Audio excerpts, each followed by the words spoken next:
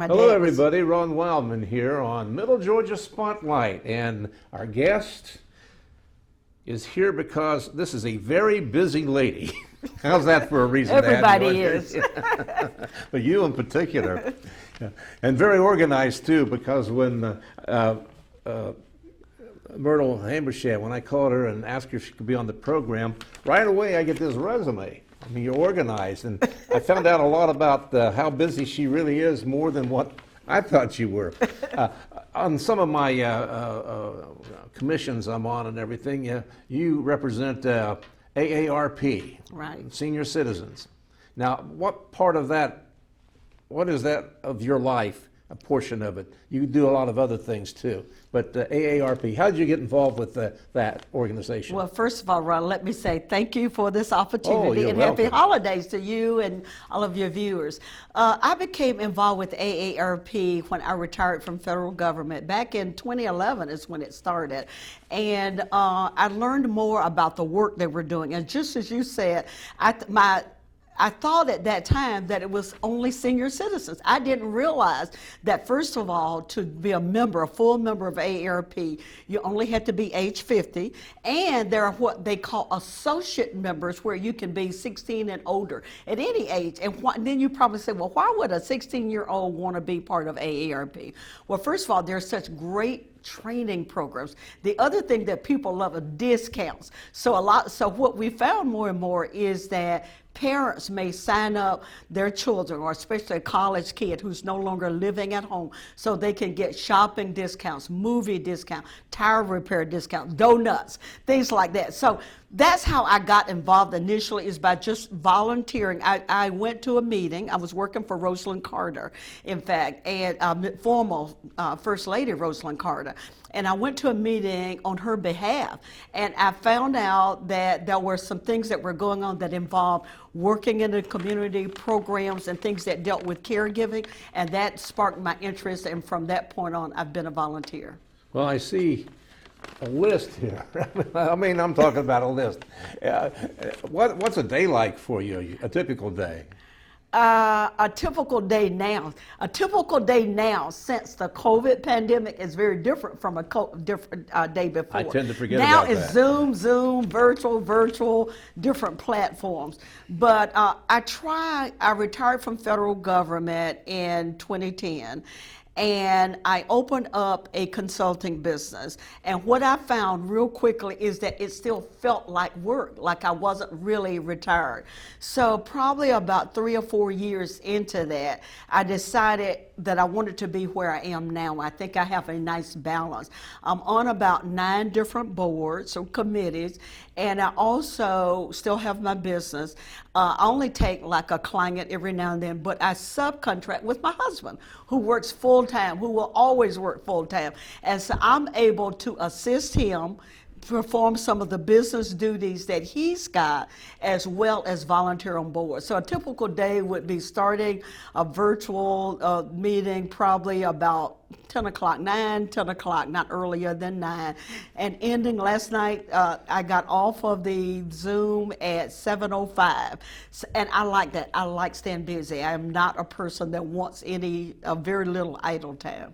Well, speaking of your husband, it's Mr. Alex Habersham, who's all over the place too, and recently named Citizen of the Year. Is that right? He was by the Macon Chamber of Commerce. We're very proud of that.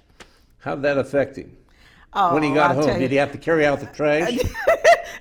Look, if he gets one more award, I don't know. I may have to send him off somewhere. No, seriously, he was humbled and very proud by it. He does what he enjoys doing, which is working in the community, trying to make a difference. His parents were the same way. His dad was a Baptist minister. Father. Did you know his father? Okay. Yes, I did. His father's a Baptist minister, and his mother was a sitter for caregivers a lot. And then in her later years, she did get a federal job out at Warner Robins Air Force Base, but she was always involved in the community and helping others. And that's who Alex is. He loves it, and so he was very proud of it.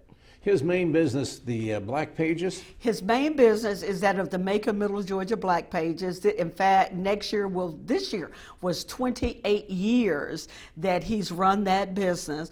But in doing that, what he's able to do is he does a lot of mentoring. He works with a lot of the major employers and helping them to find minority-owned or contractors or African-American contractors. He's able to also help a lot of people with business plans. You know, a lot of the younger entrepreneurs or people who are thinking about starting a business will come to him for information. And in fact, the way I'm able to support his business, a lot of times if they want a business plan, I can do that. I've done that. If they're trying to come up with a marketing strategy or reevaluate their business, I can do that. I've done that. I did it in government, but I've done it all over. If they're trying to train their staff and come up with a lesson plan or some kind of human resource factor, those are things that I am able to assist him with, although he knows how to do all that himself, but that keeps him from having to hire someone else or subcontract with someone. And so that's how I work with him, but I also am able to offset that by doing other things that I like to do. He's the top guy with the Cherry Blossom Festival right now. And he was last year, and he was supposed to move on, but they canceled last year's. Yeah. So are we hopeful about 2021? We are very hopeful. I know that he and Stacy Moore and others have been meeting a lot to try to make sure that they've got everything in place. Obviously, it's encouraging that there is a vaccine that's getting ready to be rolled out in the States. So they're very hopeful, but I know that they're also planning in the event that in-person events they can't be held, then I know they've got some alternative plans, but he loves it. He loves wearing that pink coat and getting out into the community and working with the staff, the top-notch staff and leaders there in Stacy and the board. So he loves that too. He loves everything. I want to get back to your stuff, but you mentioned Rosalind Carter. What did you do for her? The last year that I was employed as a federal executive, one of the things that I had this great boss who was a political appointee, and I told him that I wanted to go be part of a fellowship or some kind of a loan executive program. And because I was working in Washington and I was thinking about retirement but wasn't sure if I was going to do it. So he gave me an opportunity. He says, look, Myrtle, you worked for me for years. Why don't you check out some organizations you may want to work for, and then we'll talk about it. So I interviewed for several positions, and at that time, a gentleman who was a top lawyer at Westmoreland and Patterson, in fact, that's what relationships through the years, referred me to Dr. Burkell, who was the executive director down at Rosalind Carter. I went down for an interview and learned. I didn't know a lot about what Mrs. Carter was doing, but I knew that it was she was devoted to caregiving and helping families and programs that are related to helping families I love. Well, the long and short is I was able to do a dual assignment for a year. I worked out of Emory School of Nursing and the Rosalind Carter Institute, and they knew that I had done a lot of research, not scientific, but research as it relates to programs and policies and looking at the return on investment for that. And so I took an assignment looking at the value of caregiving and the kind of crisis situations that we were encountering if something wasn't done to support the caregivers. I did that for a year. And after the end of the assignment, I decided I was going to retire, went back to Washington for a short while, and Mrs. Carter asked me if I'd take a contract with her. So with her, it was fantastic. I did it for 3 years. She has 12 community-wide organizations that are strategically located in Georgia. And these organizations are run by volunteers or nonprofit organizations. And what they do is that they support family, or what we call they're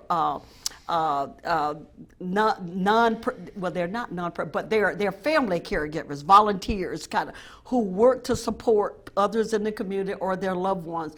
And I worked on organizing and building that out and bringing programs to them. And I did that for about 3 years. All those programs we never hear about, and it's something that she doesn't really have to do, does she?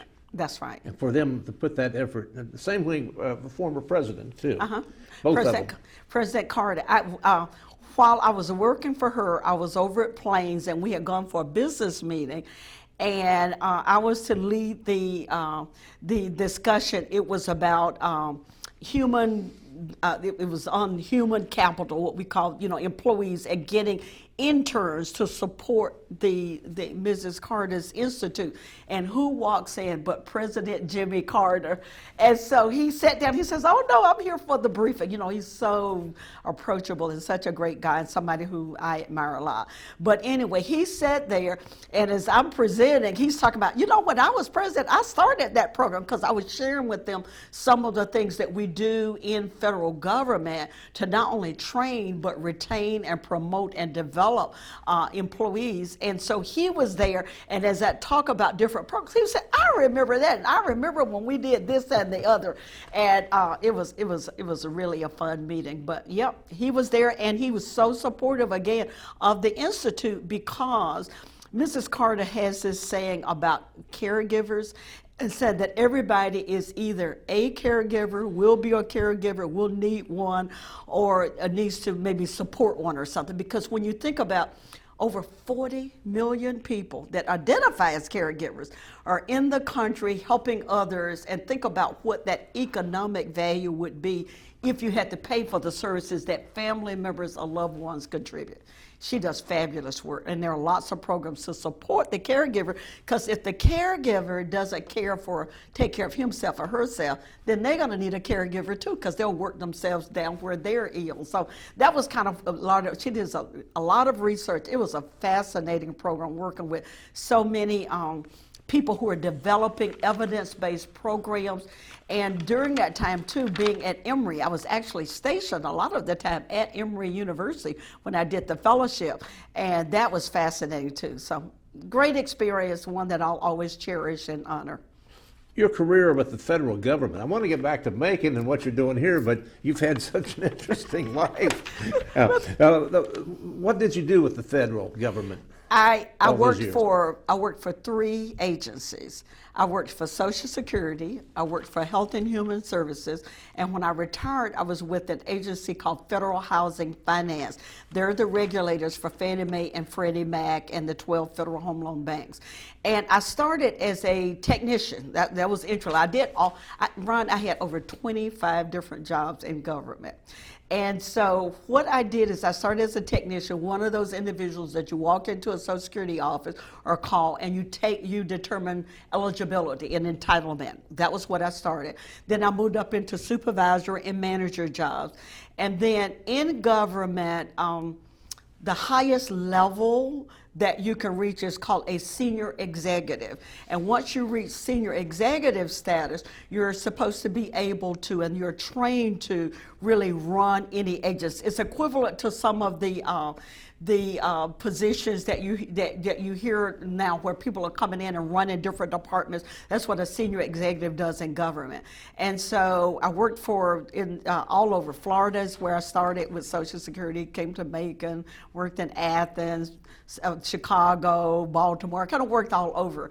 And then the other thing I did that was really fascinating for me that I'll always remember, I was the Inspector General for the largest Health and Human Services region.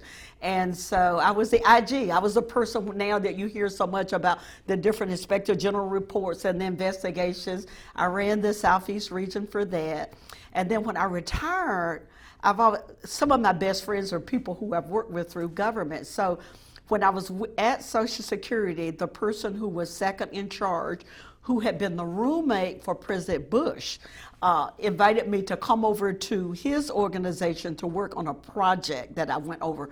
My commissioner at that time approved it, and I went over, and that's how I got to the Federal Housing Finance Agency. And there I did emergency preparedness. I worked with a budget. Just some of everything. I did union negotiations at AFL-CIO when I was with Social Security. So that was the richness of working in federal government, which allows me now to be able to work, I think, and make contributions to some of the nonprofits that I do, and to work with Alex, because I was so blessed and honored to work with some of the best, most talented people in government, and that's what I've done with those 3 different agencies. Well, I've noticed that you represent the AARP at a lot of the meetings and everything. As a senior citizen, what's it like for them these days? What's the big need? It's really challenging. I think, first of all, as humans, regardless of which age, our natural tendency is to want to be able to interact and to meet people and love on your families and all of that. So with all the restrictions there are on social isolation, which, we all need, I know, but that's been what the feedback I've gotten from our AARP members and that I've heard on webinars and conferences throughout the country is pretty uniform. The other thing that's been very challenging is many of our senior citizens don't have access or don't understand virtual environment. So again, for them to have to, the only way they can see or really feel like they're engaging with their loved ones is to be able to do it through a Zoom or some kind of virtual or social media platform. That's been very challenging. Many of our seniors, I think in Macon, the last 2010 census showed that we had almost 14% of our population that's 65 or older. That means that many of them are on fixed income and have Social Security only. So when they've got to choose between helping their grandkids or feeding themselves or paying their bills, that's been very, very tough on them. More and more of our seniors order their medicines or have their grandkids or someone to order their medicines through social media, through the Zoom or Google or something, so they could get discounts. That's been tough on them because, again, the funds are not there, and if they don't have anybody to do that because they're trying to social distance and not interact with people who would normally be in their circle. And the other thing, I think one of the ones that's really, really tough is that of depression and isolation, I think, which again goes back to, being isolated. That they love, we are a big faith-based community, so with the churches basically not being open for them to come and congregate and see their friends and volunteer, it's been very tough. It's been very, very tough, and we're just so excited about, we know that, we've been encouraging social distancing through AARP. Thanks to several organizations, I want to give them a shout out, like Meals on Wheels and the Middle Georgia Food Bank. They have delivered flyers for us to their clients talking about social isolation and ways to safely engage. So it's been rough. It's been rough on all of us, and we're all looking forward to a new day, a new whatever that environment where we can at least have some interactions. Hopefully it won't be long. We get these inoculations going and getting people back among each other and trusting being around each other. That's exactly. Stay at arm's length with people we like. I know. People are masked up and you see them, when you're at the grocery store, that's a whole different thing. So many people are having to order their groceries, online, and they're, it's just, you're used to going and picking out your own tomatoes or your own collard greens, and now you got to, order. It's a whole different environment, but thank goodness we're thankful for our health and for our friends and for the community support. There's so much support that's going on with United Way and Community Foundation and the food banks and the churches. So, we're just prayerful that will continue and that we'll be out of this, like you say, with all the vaccines that are coming. Years ago, one of the mayors in town was having to help Meals on Wheels when it was basically didn't have any wheels. I mean, it was a mess. And so I went out and did some stories with some of these recipients of these meals, and it was just a wonderful thing to see these folks. They were isolated, and they needed these meals. And these other charities you're involved, you get more reward out of this than I imagine that anybody in town. Oh, it is so rewarding. I will tell you about one that I learned about through AARP, and it's called Homeport. military. It's Homeport Veterans Center is what it's called. It's on Harrison Road, and this retired major from the U.S. Marines, I think it was U.S. Marines, bought this old hotel where he houses military families and veterans who are homeless. And what we at AARP have done, we've done several programs for them and made donations, but October through December, we decided that we wanted to support them in a tangible way. And so in talking with the founder of the program, they said cleaning supplies. Bring us cleaning supplies, because we have people who are in and out, and we try to make sure the place is as sanitary as possible. So for October through, I just delivered the last set of supplies and fill it up in the AARP volunteers donate. They bring these to my business, and we're safely put them in boxes, and one of my husband's staff members actually takes it out of the truck and gives it to them. But I'll tell you what, to see how appreciative those veterans are. They come out to get the Clorox and the cleaning supplies and the paper towels and things like you're giving away money. They are just so thankful. And there are all kinds of situations like that. Where people, you take a lot of things for granted, and then you see situations like this, and you just know how blessed you are. And like you said, you feel it's so rewarding to be able to make a little bit of a difference. So sounds like they have some spirit over there, which they need. The suicide rate among that veteran is horrendous. That's exactly right. And then we know that when people are stressed for money and drugs, that they turn sometimes, and family matters, they turn to abuse or addiction. That's true for seniors too. And so there are several. I serve on the United Way Community Foundation COVID Steering Committee, and that committee is composed of 3 school superintendents, several community organizations and all, but they have regular conference calls and Zoom meetings with nonprofits throughout Middle Georgia, not just in Macon. And in there, what you hear over and over again, you hear examples of where food insecurity. You see all these organizations that donate food, but food is the number one thing that people are needing, because they're not only trying to feed themselves, they're trying to feed their grandchildren or their great-grandkids or their children. They got pets. We love our pets. I don't happen to have any pets, but all of my relatives do. And again, and what you hear, even with Meals on Wheels, is where people who get just a small amount of food are dividing that food up to give it to pets. They didn't realize that now Meals on Wheels will, as much as they have funds for, will also deliver food for pets. And so you hear of that situation. But they're called COVID Steering Committee for Middle Georgia.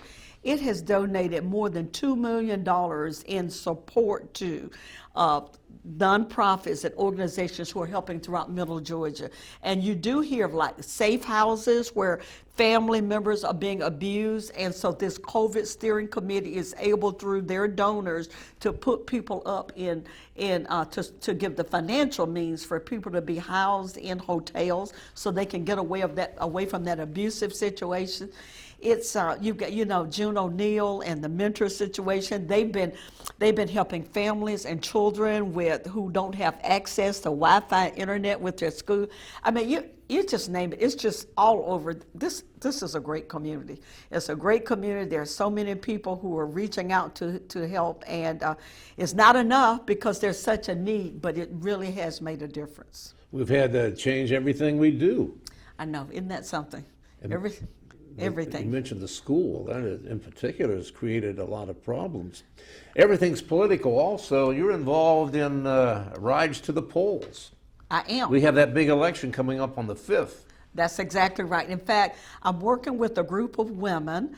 One of them is the Links Inc., which is a nonprofit organization. The other one is the Georgia Women organization, and another one is a group that's called the Diversity Women's Group. It's a group of professional African American and non-minority group of women who have come together to try to make a difference in the community. And so with the general election, we came together and sponsored free rides to the polls that's offered by Uber. Well, for the runoff election on January 5th, we've come together again, and starting Monday, December 14th through January 5th, we are again going to be offering free rides to the polls. All someone has to do is to call this number between 8:30 and 5 o'clock, and the ride will be there to take them to the poll and to bring them back. Not just on election day, but early voting? Early voting too. We don't want, that's our way of trying to contribute so that people don't have the problem or the challenge of trying to get to the polls. And so the number is 478-999-VOTE, VOTE, which is 478-999-8683. How do you remember that?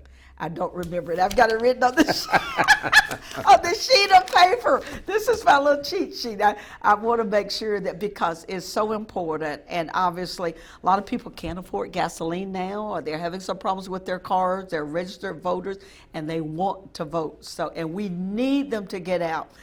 However they decide to vote, but get out and vote. Exercise that right. Starting December 14th. And again, they can do early voting, they can do mail-in. We've got all those options, but if they want to go to the polls, they can use this service to vote. Just a couple of minutes left, but this has been a horrendous year as far as homicides. We're involved with the Pedestrian Safety Board, and Right. we got double digits again this year with that. What are we going to do about these problems? I think that it takes community-wide support. I think that we can't be dependent totally on our sheriff or law enforcement. We can't be dependent totally on our mayor-elect or our current mayor and the city. I think it takes each of us to do our part. I think by getting involved, as I've looked at it and seen analysis, a lot of it would involve young people killing each other. And much of that maybe could be traced to our families and what we can do to support and training and mentoring and programs where people can become involved. So what I say is let's support our law enforcement. Obviously, we want to live in a law-abiding community. Let's support our elected commissioners and mayor. And then I think faith-based. We are a community with so many religious organizations. Let's involve these families. Let's listen to the communities. Let's ask the community. Let's ask the families what they think would be most impactful, and let's be a part of making that happen. Well, you know, they have that saying, if you see something, say something. That across the board, that's just not a little bomb being put out. That's exactly right. But if you have a friend that has that tendency, it looks like they're going to do something, either harm themselves or harm somebody else. These can be stopped, can't they? That's right. They can be stopped, or at least we can do our part in reporting it. And so again, I'm glad that you mentioned that, because again, the neighborhood watch organizations under Judy Gordon and Captain George Meadows, they do a marvelous job. Those leaders in the community, I work very closely with them, not only through Pedestrian Safety Committee, but also through AARP. They've got great programs. Captain Meadows sends out these regular little updates about crimes that are occurring in the community and safety things that we can do.